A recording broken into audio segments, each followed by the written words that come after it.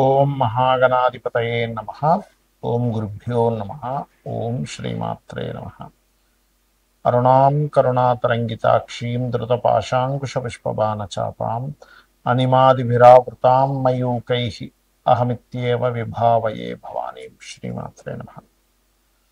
గ్రహణము 7వ తేదీ ఉంది.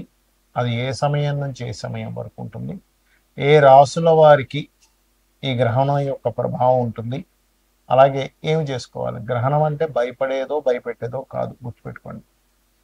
గ్రహణము అనగానే మనకి అదొక గొప్ప సమయం, సాధన చేసుకోవడానికి సాధనా సమయంగా గుర్తించాలి. అయితే ముందుగా మనం అసలు ఏ సమయంలో ఉంది అనేటువంటి తెలుసుకుందాం.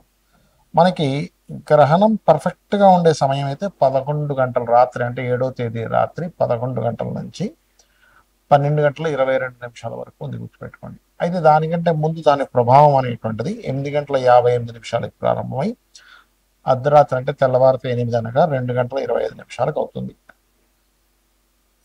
ఈ గ్రహణం చంద్రగ్రహణము మనకి ఇక్కడ ఉంటుంది. ఎప్పుడైనా గుర్తుపెట్టుకోండి, గ్రహణం మనకు ఉందా లేదా అనేటువంటిది రాత్రి సమయంలో ఉంటే ఉన్నట్టు, పగల సమయం ఉంటే లేనట్టు. రైట్.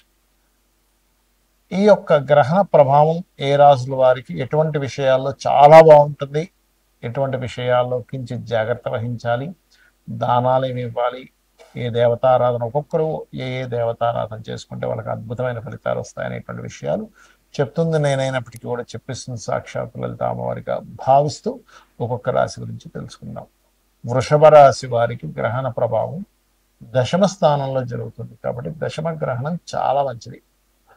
కావున మీకు ఉద్యోగ సంబంధించిన విషయంలో ఏదైతే మారుదాము, ఇంకో మంచి ఛాన్స్ వస్తే బాగున్నాం, ఇంకో దగ్గరికి మారాలి, లేనట్లయితే ఉన్న దగ్గర ఏదైనా గొడవ అయితే మీరు దాన్ని ఇబ్బంది పడకండి, ఇంకో మంచి దానికోసమే మీకు అక్కడ పడుతుంది. అయితే ఎంతైనా గ్రహణ ప్రభావం కదా అంటే కొంత పాలిటిక్స్ నడుస్తూ ఉంటాయి మీరు చేసే ఉద్యోగంలో, గుర్తుపెట్టుకోండి. కాబట్టి ఆ యొక్క విషయాల్లో చాలా జాగ్రత్తగా ఉండాలి. అలాగే మరొక విషయం ఏంటంటే పేరు ప్రఖ్యాతాలు రావడానికి కూడా ఉపయోగపడుతుంది 10వ స్థానంలో గ్రహణం అనేటువంటిది. కాకపోతే కొంత అత్తగారి వరుస వారితో కొంత జాగ్రత్తగా ఉండడం అనేటువంటి చూసుకుంటూ ఉండాలి. మరియు అదేవిధంగా గమనించుకున్నట్లయితే ఇక్కడ సంతానానికి లోన్స్ లభించడానికి కూడా వృషభం వారికి ఈ గ్రహణం తోడ్పడుతున్నది, ఎటువంటి సందేహం లేదు. కాకపోతే మీ యొక్క జీవిత భాగస్వామి పేరు మీద ఏదైనా ప్రాపర్టీస్, అంటే అది గృహం కావచ్చు, వాహనం కావచ్చు, ఆభరణాలు లాంటివి కావచ్చు, గ్రహణం అనేటువంటి దాని మీద ప్రభావం పడుతుంది. ఎవరికి? మీకు కాదు, మీ యొక్క జీవిత భాగస్వామి ఏదైనా ప్రాపర్టీస్ తీసుకునే విషయం. ఎందుకంటే ఇక్కడ వృషభం నుంచి సప్తమ స్థానాత్ చతుర్థ స్థానంలో జరుగుతుంది గ్రహణము. సో మీకు కెరియర్ పరంగా ఎటువంటి ఇబ్బంది లేదు. కానీ ఈ సప్తమ స్థానాత్ తీసుకుంటే మాత్రం ఈ జాగ్రత్తలు తీసుకోవాలి. అంటే ఏదైనా బంగారం కొంటున్నాం, చూసుకొని కొనడం, నకిలీగిత ఉందా, లేకపోతే ఏదైనా వస్తువు, వాహనము, గృహము, స్థలం కొంటున్నాం, అదేదో లిటిగేషన్లో ఉందా అనేటువంటిది మీ జీవిత భాగస్వామి పేరు మీద మీరు కొన్నా, మీ జీవిత భాగస్వామి సెపరేట్గా కొనుక్కున్న ఈ యొక్క జాగ్రత్త మాత్రం ఖచ్చితంగా తీసుకోవాలి. ఇక మీరు చేయవలసిన దేవతారాధన సుబ్రహ్మణ్యేశ్వర స్వామిని, లేదా అంటే ఓం సుబ్రహ్మణ్యేశ్వర స్వామి నమః, లేదా ఓం నరసింహస్వామి నమః, ఓం నమో నారాయణాయ అనేటువంటిది కూడా మీరు ఈ గ్రహణ సమయంలో చక్కగా చేసుకోవచ్చు. దీనివల్ల ఎటువంటి ఇబ్బంది లేదు. గ్రహణ సంబంధించినటువంటి విషయంలో చాలామంది భయపడుతుంటారు, గ్రహణం ఏంటి అనేటువంటిది. ఒకటి గుర్తుపెట్టుకోండి, గ్రహణం అనేటువంటిది అది సూర్యుడు, చంద్రుడు, ఛాయాగ్రహాలైన రాహుకేతువులు ఒక అలైన్లోకి వస్తాయి. సూర్యచంద్రుడు సమయాన్ని సూచించేవారు, రాహుకేతువులు కూడా సమయానికి సూచన. రాహు అంటే ఆశ, కేతు అంటే మోక్షము. రాహు అంటే రాబోయే సమయం, కేతు అంటే అయిపోయిన సమయంగా తీసుకుంటారు.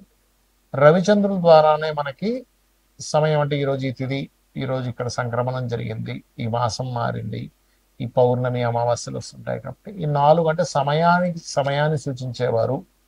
అదేవిధంగా మనకి లలితహాస్యనామాల్లో కానీ చాలా విషయాల్లో సూర్యచంద్రుల్ని నేత్రాలు గాను మనకి గనక చూసుకున్నట్లయితే అమ్మవారి యొక్క తాటంకములు కానీ చెప్తూ ఉంటారు. అందుకే తాటంక యుగలీభూత తపన ఉడుప మండల అంటూ ఉంటాం.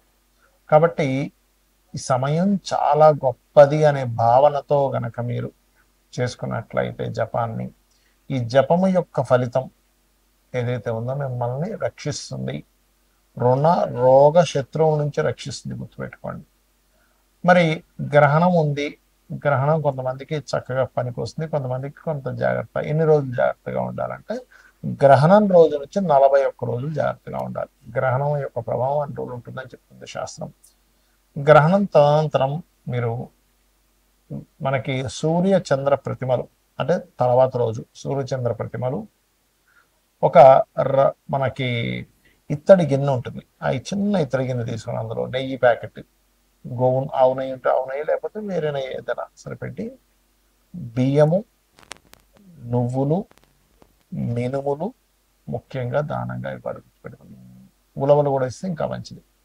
ఈ 4 పదార్థాలు దక్షిణ. చాలా మంది అడుగుతుంటారు, ఏమంటే దక్షిణ ఎందుకు ఇవ్వాలి దానం ఇచ్చినప్పుడు అంటే, మీరు ఏదైతే దానం ఇస్తారు, ఇప్పుడు ఈ గ్రహణం అని కాదు, నార్మల్గా కూడా మీరు ఏదైనా నువ్వులు ఇచ్చారు, మీ యొక్క దోషం ఏదైతే ఉంటుందో వాళ్ళు ఖచ్చితంగా తీసుకుంటారు. మరి అది తగ్గాలంటే వాళ్ళకి గాయత్రి చేసుకోవాలి, కొన్ని గంటల సేపు కూర్చొని. ఆ గాయత్రి చేసుకొని వాళ్ళు పోగొట్టుకోవడానికి వాళ్ళు కొంత సమయాన్ని వెచ్చిస్తారు, కాబట్టి వాళ్ళకి దక్షిణ రూపంలో ఇస్తారు. అది మన ఇష్టం, మీరు 100 ఇస్తారా, 200 ఇస్తారా, 500 ఇస్తారా, మీ స్తోమత బాగా కోటీశ్వరుడు అయితే 1000 రూపాయలు కూడా ఇవ్వచ్చు, చెప్పలేదు. బట్ మీ దగ్గర లేనప్పుడు వాళ్ళని, ఏమంటే మా దగ్గర ధనం లేదు, ఇట్టే ఉంది అంటే వాళ్ళు ఏమి వద్దన్నారు, గుర్తుపెట్టుకోండి, అది గుర్తుపెట్టుకోండి. అలాగే మరొక విషయం ఏంటంటే, ఈ గ్రహణ సమయంలో చాలా మంది అడుగుతుంది ఏంటంటే, మరి ఈ ఈ గ్రహణానికి మనకి ఉందా లేదా అనేటువంటి క్వశ్చన్లో ఖచ్చితంగా ఉంది.